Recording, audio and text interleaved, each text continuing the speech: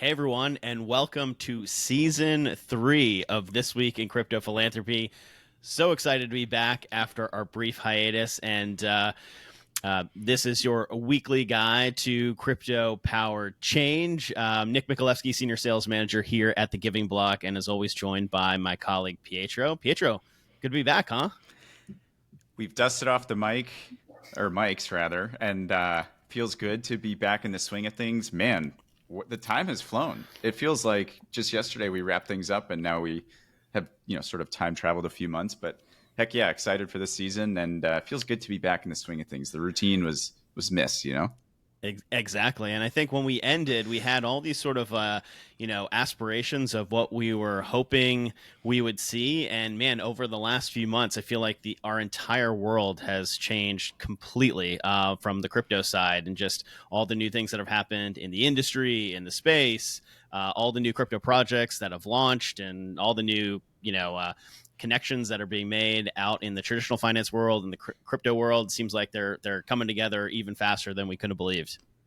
It's once again cool to tell people what your job is, which heck yeah, I'm excited about that. It's not oh, what do you do? I work in tech or payments or whatever. People are like, I work in crypto now. This is awesome. And typically garners the right kind of responses. So yeah, it's been amazing. Honestly, couldn't have written a better script the way I think of it in terms of regulation, positive, industry adoption, positive, people doing great work with crypto on the back of great price action, super positive. So, man, it has been quite the delight to be here in the industry, I will say. And one of the more fun times of my career, at least. I'm sure the same for you.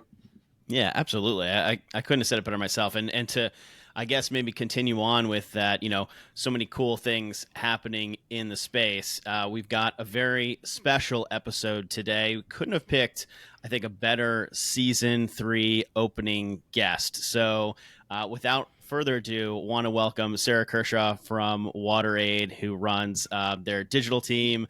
Sarah, welcome to the show. Thank you so much, everybody. I'm so delighted to be here. Thank you for having me.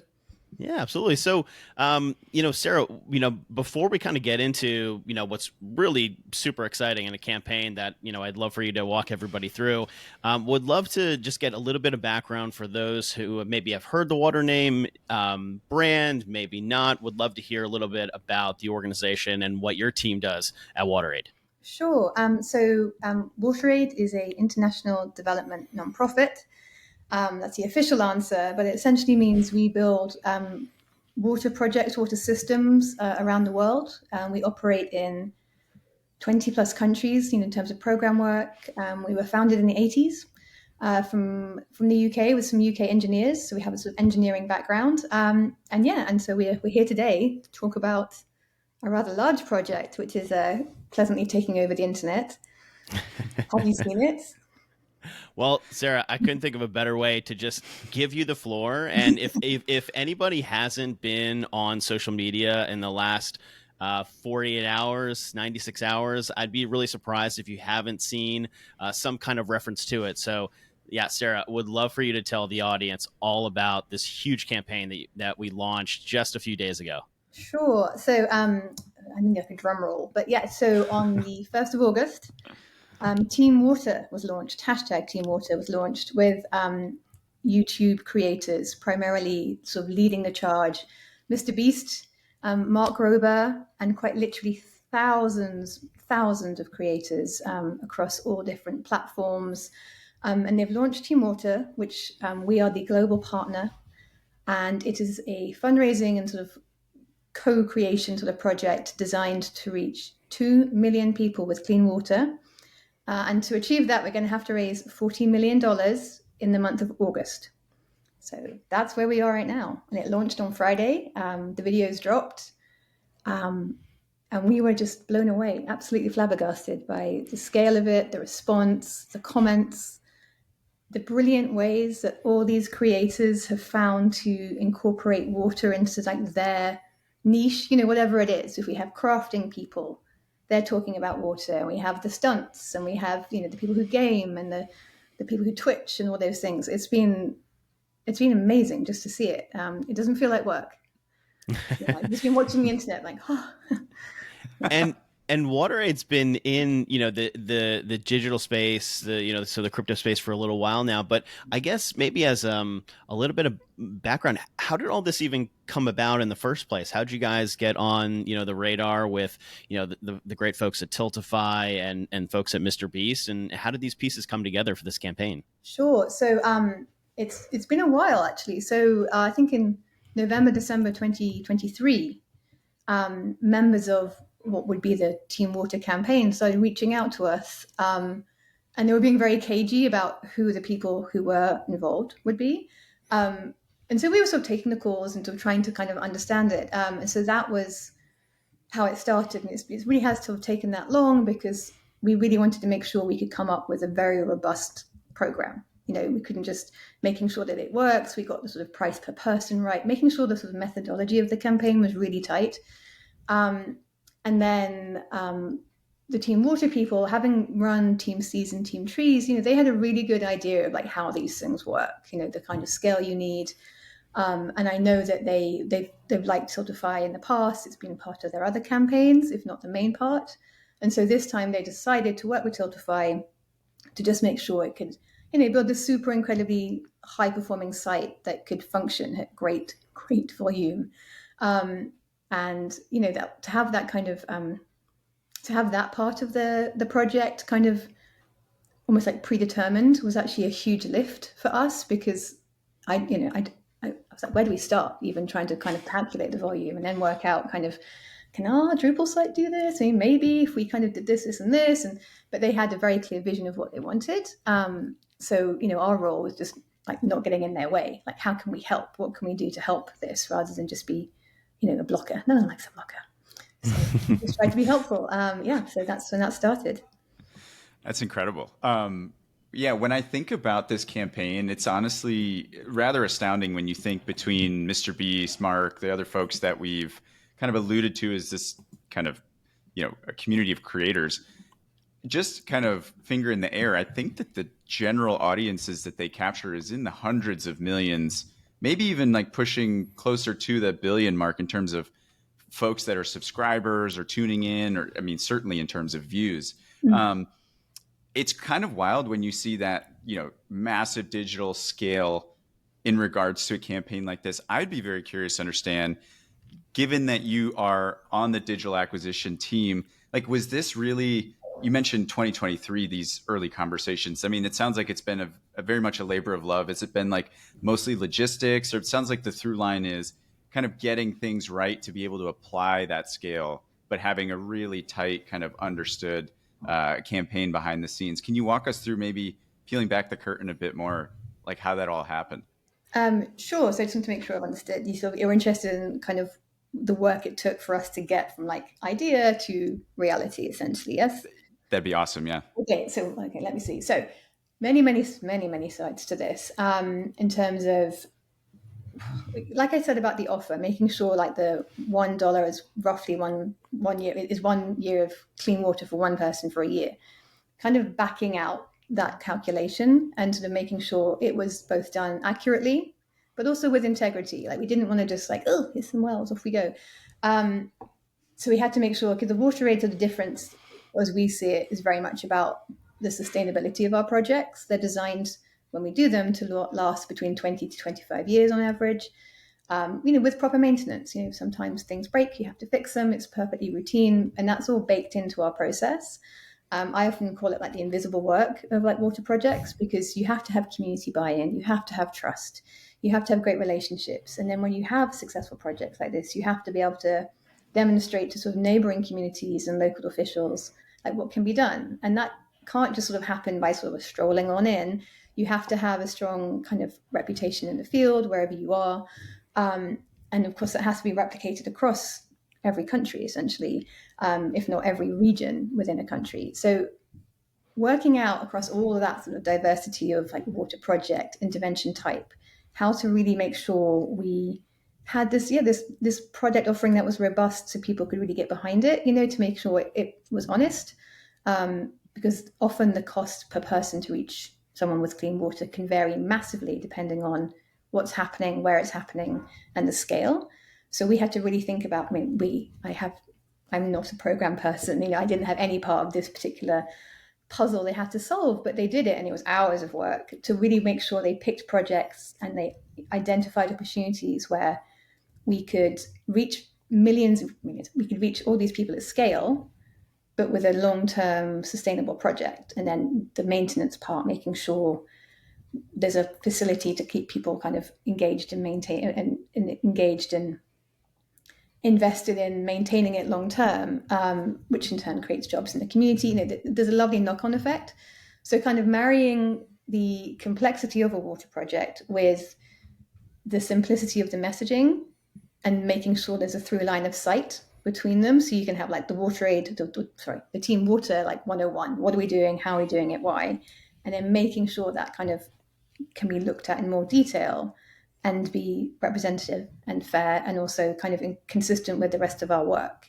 So that was just a programmatic side. Now internally, we also had to think about the countries to work in, but also how we would sort of tell that story. And of course, when Mr. Beast calls up and gives you some when his people kind of want to do something a certain way, your best course of action is to just sort of let them, because they really are like marketing experts. And I was like, we know enough to be quiet, guys. Just let them, And so, within that, obviously, we had to. Our film team, our logistics team, all of them, they worked incredibly hard. It was often done extraordinarily last minute because their schedule was so complicated. And there was this veil of secrecy across all of it as well. So it was just added another layer of like, we can't tell you who's going to be there, but you really, really, really want to be there if you can, that kind of thing. So it just felt very very, very strange. So then getting all the logistics together to kind of, okay, so we're going to have 25 SUVs with all these creators turning into your country program at this point, and we need to sort of see this kind of footage and making sure that their creative visions are being satisfied. Whilst also kind of, again, keeping to that honesty and integrity of like, well, you're coming into a community where people live. We were very, this is going to sound a bit boring, but we were very careful about safeguarding and sort of protecting communities and making sure that, appropriate levels of respect were sort of kept maintained. And again, there was never any question that they wouldn't be, but when we normally do that, we ask people to sort of undergo like the safeguarding training and this, that, and the other. And so we couldn't waive the rules, really, so we didn't. And they were very gracious about it and incredibly busy. Like the timelines were insane. They worked so hard. They pop in 10 hours here. Okay, now we're going to fly to the next country. Then we're going to do this. And, it was relentless. Sorry, I just gave us a really long, wordy answer that probably sounded a little bit like intense. Sorry, you can edit all of this out. No, that was great.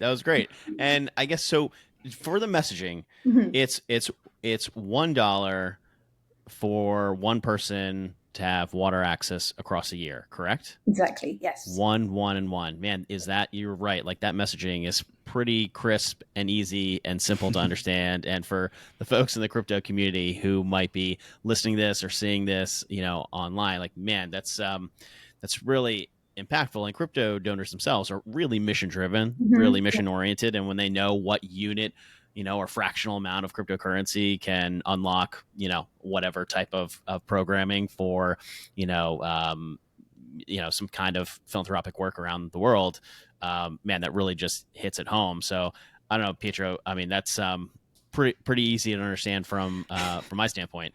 I was going to say, I mean, even somebody with the shortest attention span who's always online can remember 111, right? So that's pretty good. I give you credit on that. Honestly, I think a lot of I would say maybe tricks of the trade when reaching crypto donors is oftentimes like having a very clear ask, having a very well-defined mission and outcome, right? I think when you have constant, news feed updates, et cetera, it's very easy to get lost in the nuance. And to your credit, I think you have not only the right messaging and fantastic co-sponsors and folks spearheading, from a marketing standpoint, but I think it's also a very kind of timely conversation. It was funny. My friends and I recently were talking about just water in general, and my friend had no idea. This is sort of a tangent, but kind of funny. He was like, "Yeah, you can go 3 weeks without water, right?" I was like, You absolutely cannot. Maybe can you speak a bit more to the importance of water? Why now? Why is this? I mean, especially in WaterAid's mission, this is a huge focus, but maybe some of our audience doesn't recognize that that is a very prescient need and concern for a lot of folks out there. Yeah, sure, absolutely. Yeah, so the main reason sort of why now is that this problem is huge. It's massive, but it's solvable, and so it just needs more eyes on it. And you're often competing with lots of different causes, which are all very, very worthy in their own way. Entirely true. But water kind of really is like the starting point for so much more progress. And so often the way that we look at it, it's sort of WaterAid is in terms of through the lens of like a young girl or child, so perhaps in the developing world somewhere. So not only if they're not accessing clean water, they're drinking dirty water. Well, that has obvious immediate health implications. And this kind of just has this like negative multiplier effect essentially. And so a child who lives in a place without clean water may often be tasked with then going to get the water, which itself is a job. It can take hours. The average walk for water is 3.1 miles, 5 kilometers there and back, lugging heavy water. We have a great video of Mr. Beast himself doing the water walk. And he's like, it's hard work, just in case anyone was curious, it's really hard work. Yeah. Which was a nice moment. He was willing to do that, But if you do the walk for water, then you're going to miss school. If you're missing school, then you're not getting an education. Like it just really traps people, the amount of time it takes to sort of live. And the implications just keep kind of coming, as soon as, if you're not healthy because you haven't had clean water, the chances of you growing up and sort of genetically fulfilling your potential in terms of height and everything, that's also affected, which doesn't sound so bad until it's actually coming time to like when these girls are sort of older and they become women and maybe have their own children, like that has a knock-on effect to their ability to like safely deliver children. And so again, it just seems to, it underscores everything. And so if we get water in place, like other opportunities open up, people are healthier, they can attend school, girls can stay in school, children can stay in school. The teachers like to stay more. The sort of staff turnover reduces when you have clean water facilities at the school because it means it's just a more pleasant environment. So it just levels the playing field in every sense. There's some amazing stats. I wish I could remember them all. But essentially, for every year that like a girl completes secondary education, it improves her livelihood by I think it's 27%. I really need to look that up, but it has some amazing effect on her lifetime earning ability. It just brings economic vitality to a region. You can have harvests, you can grow things, you can create sort of economic prosperity. And so people are then lifting themselves up. They're improving their own livelihoods. It's very autonomous. They've got agency. And so that's why we start there. Often we've got lovely examples of once like a water project's been installed and people are working and someone's trained to maintain it. In larger water systems, when they're charged a nominal fee to access the water, heavily subsidized. That water, the income from that water can then be used to kind of issue loans to the community for like business ideas or schools or whatever. And so it's the foundation, in my view, of all economic progress. It's a fairly wonky answer, but ultimately it means people can live better lives and healthy, dignified, happier times, really. Yeah, well, those kind of numbers are just so helpful, for people to understand that, man, this support really unlocks not just, water access, but saving this many miles, and I'm helping this school and this many people and all those knock-on effects. I don't know if you guys, publish a lot of those metrics, but, just, speaking for myself personally, I mean, love to see, more of that because, I know the crypto community, it just gets so motivated when they can kind of see like, this is what this unlocks, this is what it does, and tying that to all these great communities that are looking for these kind of causes to support. So it's so cool seeing the confluence of certainly a huge brand like the great team of Mr. Beast Tiltify, the crypto scene, the gamers. Like you seem like you really got the whole package here. So I guess as this starts to play out, or as it's been playing out, we're inside the first week here. What are some things that you guys have seen so far? Any highlights? Or are you really excited about some things that might be coming further on in the campaign? Not sure if you're able to sort of share anything else that might be coming down the pike. There's definitely a few things planned, but the NDA had teeth, so I'm not going there. But there was some like good things planned. And so one of the really cool things is when people started kind of contacting the team about kind of getting involved, like some of these influencers, like even though they're massive, it's like their own niche communities. So I was like, I don't know who these people are. And like we were all researching them. We had a huge team in the UK working on it. And so everyone would find somebody that like, oh yeah, oh my kid watches that. Oh, I know who this person is. And so there was all of that. And then there was sort of like other influencers who was a slightly different generation, slightly dating myself now. Anyway, but there were lots of people that we'd all heard of and knew about. And so like our kids knew about them and we knew about them. And I was like, wow, this is like a rare 4-quadrant success. Everyone seems to know somebody who's doing this. So that's been really, really cool.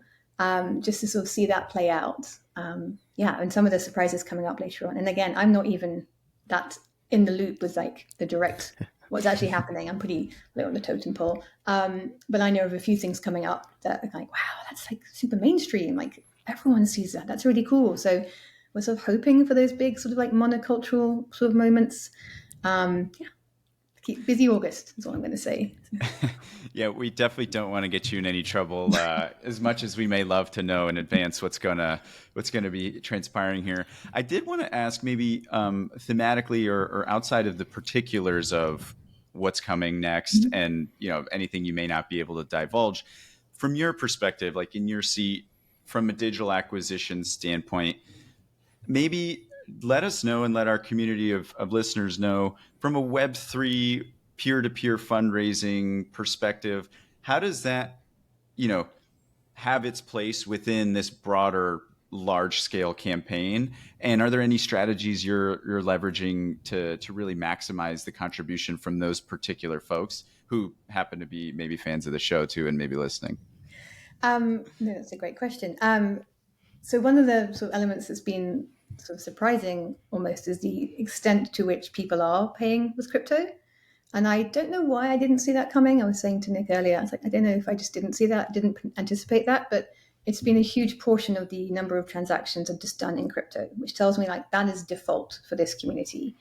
And trying to sort of understand where gaming intersects with crypto, it's that. So I'm sort of humbly just trying to kind of keep my ears open to sort of understand it. I had an inkling things like this were happening, but I've just never seen it happen at scale like this.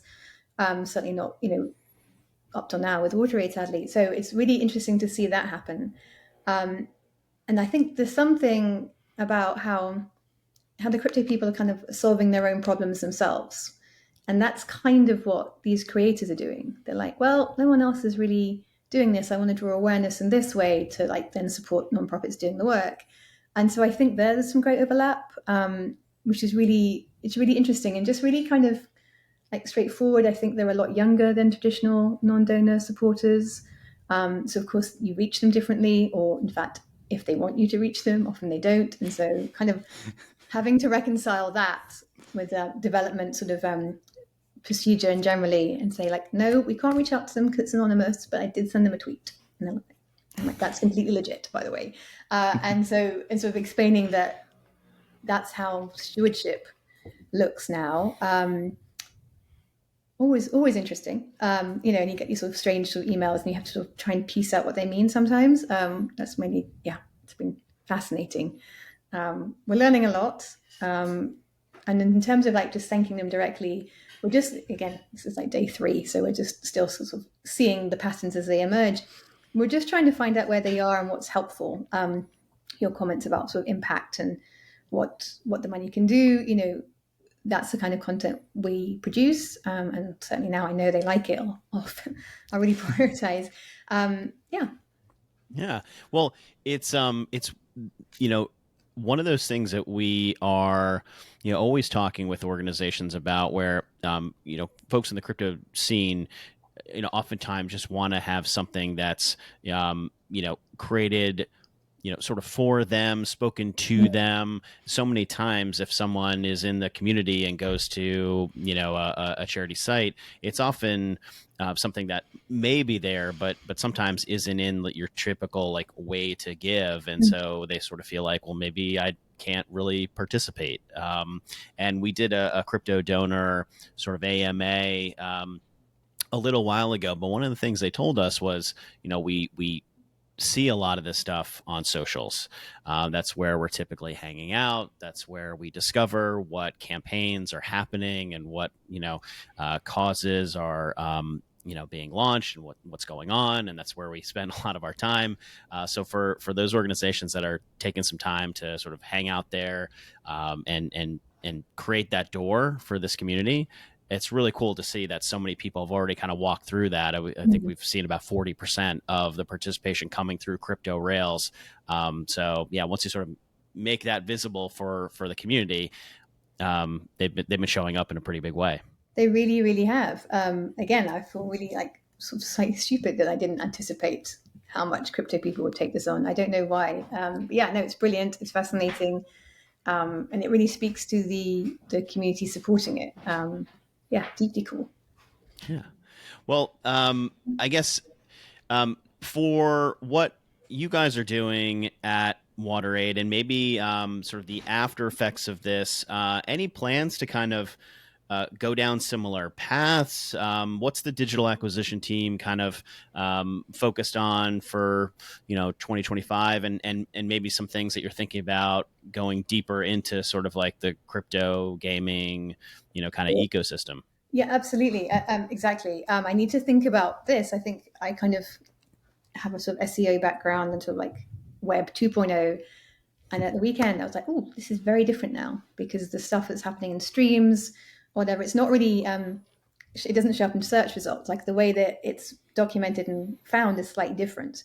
So I need to sort of really wrap my head exactly around that. But I mean, there's lots of different opportunities. Obviously, at the moment, I'm just trying to sort of honor the Team Water element, make sure we're answering questions, just being available. I do try and pop into people's streams sometimes, although equally that makes me feel like an attending school teacher who's like sucking all the fun out of the chat. So it's like a curse. I sort of turn up and they're like, "Oh, WaterAid's here," and I'm like, "No, just keep on doing what you're doing. Love the thing. Any questions coming in?" So I feel like I have to I've got to walk that line of like, I'm not trying to spy on you. I was just trying to be nice. And sort of trying to work out how to still build trust. It's like, I'm not going to report you to your mum. It's fine. So sort of doing that, just being present, just trying to be where they are, offering support, answering questions, like a lot of link forwarding, like, hey, this is what we do. This is how we do it. Here's the annual report. Just trying to basically prove that we're there. Like I'm just a person at the end of the computer. So I've got the Discord going. I'm in Twitch. I've got Reddit, which is an interesting corner of the internet. And just sort of working through that. So being in new places. So yes, so it's going to be fun. It's going to be interesting to see, from this. A lot of people obviously have been motivated by this and very inspired by it. And I think some of them may continue to kind of really get into water as an issue. But in the sort of immediate term, obviously, it's just kind of responding to the Team Water element and making sure that they have what they need. A lot of graphics, a lot of facts, a lot of stats, that kind of stuff. And then as it plays out into the future, yes, I really want to build the bridges and sort of build the relationships. For years, I've been talking to Pat Duffy about my dream to start a DAO. And I want to call it Systems of a DAO because, and even though it has nothing to do with water, I'm like, just let me have it, guys. And, something like that. And so then it would be a nice way to build on it. I think there's programmatic efforts in country as well, with a lot of kind of cryptocurrency being widely adopted there. So there's this parallels, Mercy Corps do a wonderful job at this. They're very pioneering.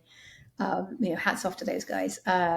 So I just want to kind of continue to explore those options, and hopefully with this, just seize on people's interest in water. Water is an issue, but also water is a tool to like solve for such a huge problem. I think that's the key. We've also learned so much about messaging for this campaign in terms of how to approach it for this audience. And it's always good to have a bit of a wake up call on your messaging to make sure that you are distilling it correctly. Sorry, I feel like everything I say subtly has like a water pun. It's just not intentional. Yeah. Yeah, I think you got me with System of a Down. I think high school me, is probably somewhere clapping it up, really appreciating that one because that's very good. I think that's a very humble answer. I have to say, if we can, I think I speak from Nick and myself and everybody here at the Giving Block. Really want to give you a shout out as well. I mean, it was not maybe explicitly mentioned, but you are on our advisory board actually, and so Mhm. I think it's important to say give you your flowers, so to speak, because I think you have been on the cutting edge in many ways in thinking about a lot of this. I don't know too many folks who have not just the idea to start a DAO, but one with such an incredible name. But all that to say, I would love to understand, from that perspective that you've also had being on our advisory board and being such a close friend of the Giving Block, has that impacted your maybe vision or thought process as you take on challenges like this campaign and other facets of your work? Be curious to understand. It's really the fact that we have such a sort of connection with you guys, and because you have, you really are like the gold standard of crypto platforms. It makes a lot of these newer projects that come up with a crypto component, and so they often like fall to me. So like, what does this mean? It makes them a little easier for parts of the federation that are perhaps a bit more risk averse to consider. So I thank you for that. And also, you've just been such wonderful advice. You're so generous with your knowledge in terms of helping me sometimes like sift through the ideas as they're coming up and as new opportunities develop. Everyone's so kind of kind and helpful. Yeah, with just sharing their time and knowledge. I try not to abuse it, but I did call Bailey in a panic early today, saying, "Well," just trying to sort of parse out things. So sometimes it's not always clear to see what is this and what is it, what are we actually talking about. So helping with that, helping with like the education, which is an ongoing sort of concern, helping me kind of then evangelize for this, this new sort of Web3 kind of opportunity. Yeah, it's been invaluable. Yeah, and I really, some of my kind of favorite. Okay, let me get my soapbox out. Just hold a minute. So what I really love is the fact that crypto is being widely adopted in many, many countries where we also have a strong presence. And this means like, so people who perhaps have been left out of historical kind of financial products are now able to use them. And so like the unbanked, in my view, there's quite a lot of overlap with those who don't have water. No, it's not perfect, but there's similar, there's a Venn diagram of overlapping kind of instances. So that to me is kind of like a light bulb. I'm like, that is something. We will find a way to make these two things work together. So not only are people gaining access to financial products, they can get mortgages, they have more chance to get loans, they've got credit histories, like all these things you need to advance in terms of, business can also somehow tie into water. Now I haven't like pieced it all together yet. It's kind of just two things in my head that are sort of disparate, but I think that's huge.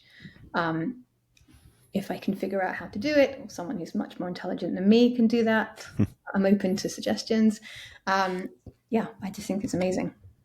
Yeah, well, I mean, the community is really strong on the crypto side. You and the other nonprofits that you shouted out, Mercy Corps and many others are have some great digital teams that are moving into this space and getting involved with this community even more. For our listeners who might be listening on the nonprofit side, there are a ton of great connections here in the space. Obviously, we live and breathe this stuff, but and encourage those nonprofits that are also seeing the work that you're doing and the other NGOs that are moving into the crypto space and trying to sort of bring programs into sort of like the truly digital age. There's a lot of great experience in the community. So if you're someone out there at a nonprofit thinking, how do I get started?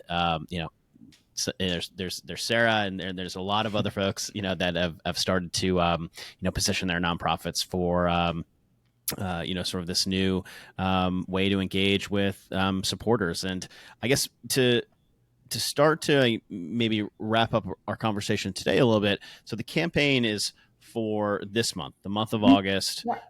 We're 4 days in roughly. Where can folks go to start learning more about the campaign? To give us some of the headlines, and we'll put all of the relevant links in the show notes so that people can find this. But yeah, if someone wants to get involved, where should they go? Great. So the website is teamwater.org. Just search hashtag teamwater on any social media platform. It will come up. Yeah, please do come join the fun. Everyone's invited. Please come join the fun.